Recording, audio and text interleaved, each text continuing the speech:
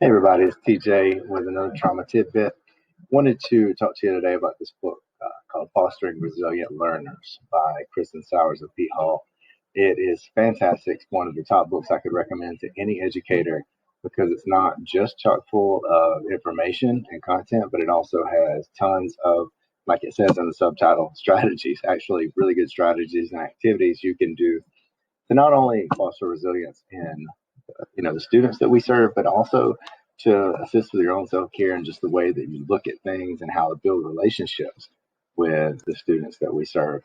An activity we're going to do today, I don't know why these pictures make me laugh so much, but if you can relate to this, maybe you've been in a situation where you have a student, it's just, I don't know how to connect with this kid. Like I'm having a really hard time forming a relationship or making a connection or getting them engaged, no matter what it is that I'm doing.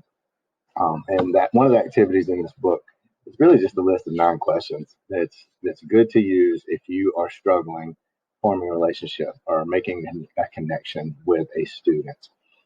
And I would encourage you to kind of go through these. And I've actually this is a screenshot exactly from the text, but I made a worksheet that's a little more user friendly, better on the eyes, and it's downloadable for you. I'll put the link in this YouTube video, or actually at the bottom of the comments if you want to click on it, and it'll take you directly to it. But what I'd like it to encourage you to do is just kind of go through some of these with me real quick.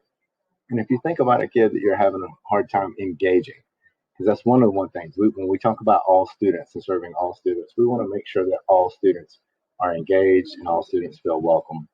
Some of the ways you can do that is by stepping back. And if you look about 2/3 of the way down these questions, one of the ones that ask you is, how do you typically feel about this kid? And sometimes we have to be honest with ourselves and understand that, in the clinical world, we call it counter transference.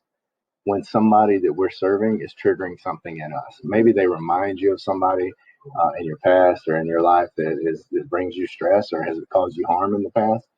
And it's good to be able to kind of talk that through. So I hope you have a battle buddy or somebody at your school that you can talk to when you're having those kinds of feelings, and maybe identify what it is about this student that's bringing up some of those emotions in you.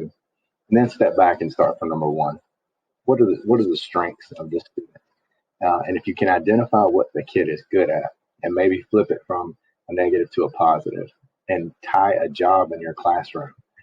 If they talk a lot and they're high energy and it's hard for them to sit still for a whole class, maybe make them a class greeter. Make a point to let them help you hand out things and to do different tasks throughout the class.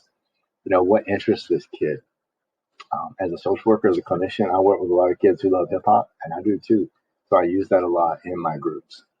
Maybe you can find something that your kids love and incorporate that. And it's not going to be the same for every student. If I went to other schools where kids like other kinds of different things, um, those kinds of references aren't going to work. So you always have to know your students and use what's going to work. And it's more work on our part, but it's going to make a longer impact, and it's going to make your life easier when those kids are engaged.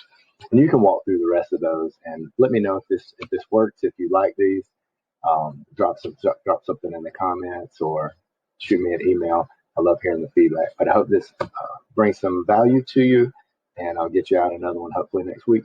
Thanks.